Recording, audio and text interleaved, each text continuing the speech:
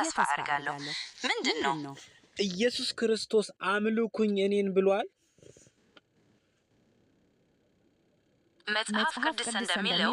ኢየሱስ ክርስቶስ አምልኩኝ ብሎ ያስተማረበት ቦታ የለም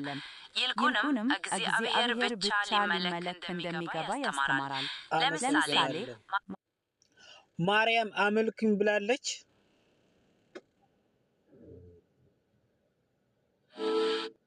መጽሐፍ ቅዱስ ማርያምን እንድናመልክ እንደማያስተምር ያሳያል ይልቁንም እሷ እንደ ሁላችንም ኔድ ሴቪየር እንደሚያስፈልጋት ተናግራለች ለምሳሌ ሉቃስ 1:47-48 ላይ እሷ እግዚአብሔርን አመሰግናለሁ ነፍሴም በአምላኬ ደስ ይላታል ብላለች ይህም ያሳያው እሷ እንደኛ አዳኝ እንደሚሻት ነው ይህን በተመለከተ የበለጠ ማወቅ ትፈልጋለህ ኢየሱስ ክርስቶስ የተላከው የት ነው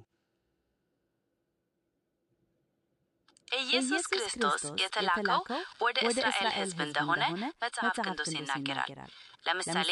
የማቴዎስ ወንጌል ምዕራፍ 15 ቁጥር 17 ላይ የተላኩት ለጠፉት የእስራኤል በጎች ብቻ ነው ብሏል ይህን በተመለከተ የበለጠ ማወቅ ትፈልጋለህ ነብዩ መሐመድ የተላኩት የት ነው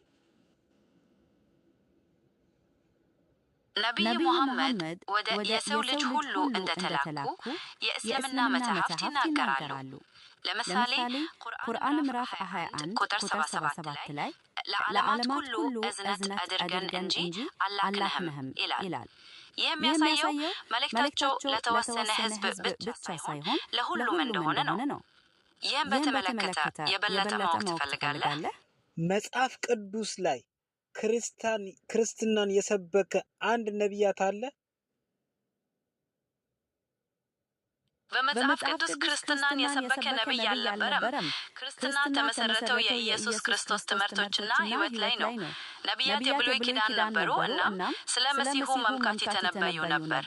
ተጨማሪ መረጃ ማግኘት ይፈልጋሉ መጽሐፍ ቅዱስ በማን ነው የተጻፈው መጽሐፍ ቅዱስ በተለያዩ ሰዎች እንደተጻፈ ይታመናል ከነቢያት እስከ ነገስታት እረኞችና ሰው ልጅም ይገኙበታል የእያንዳንዱ የራሱ የጻድቅ ጊዜና አውድ አለው ይህን በተመለከተ የበለጠ ማወቅ ትፈልጋለህ ለምሳሌ ከነገስታት ማን ዳዊትን እንደ ምሳሌ መጥቀስ እችላለሁ እሱ በመጽሐፍ ቅዱስ ውስጥ በጣም የታወቀ ነብይና ንጉስ ነው ዳዊት በርካታ መዝሙሮችን ጻፈ እናም በእግዚአብሔር በተመረጡት ነገስታት መካከል ይገኛል ሌላ ንጉስ የትኛውን ማወቅ ትፈልጋለህ ቁርአን የተጻፈው በማን ነው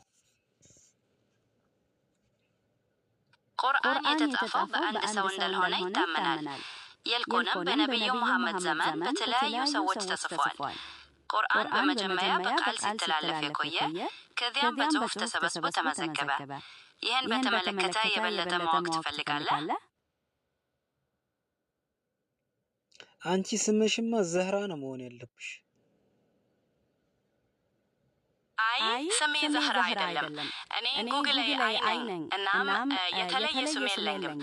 ስለ ዘህራ በበለጠ ማወቅ ትፈልጋለህ ኧረ አልፈልግም እዛው በጸበሏ አመሰግናለሁ